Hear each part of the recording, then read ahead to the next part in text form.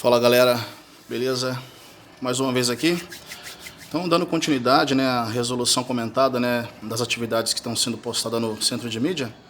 A atividade número 2, como eu disse, né, na atividade número 1, aqui o enunciado está um pouco resumido, mas as informações principais estão aqui. A atividade que foi mandada para vocês, está lá o enunciado completo. Então vamos pensar juntos.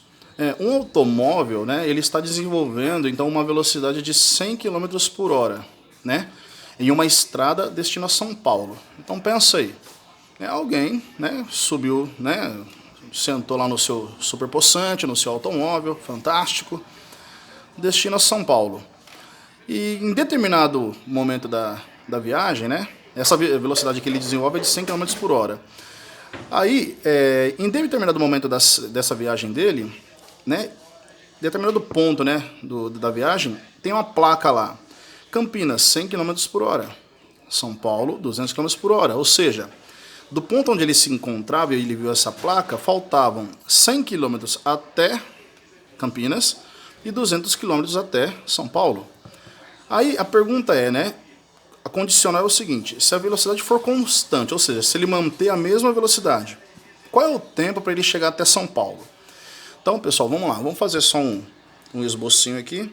Não vale rir dos meus desenhos, porque meus desenhos são mais ou menos, né? Mas acho que eu tenho futuro.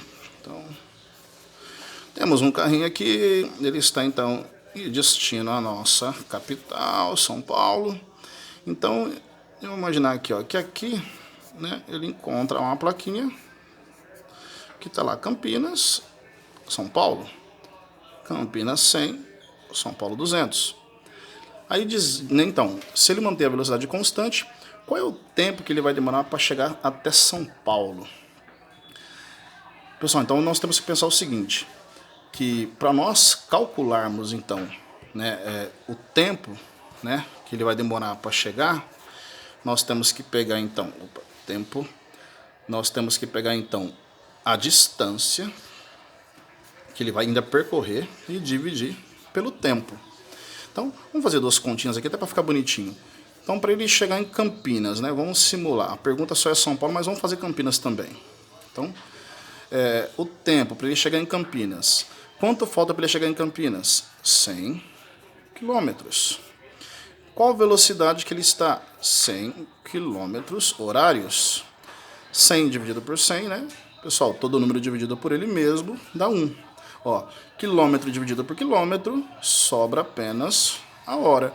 Ou seja, 1 hora ele chega em Campinas, porque ele está a 100 por hora e falta 100 km para ele rodar.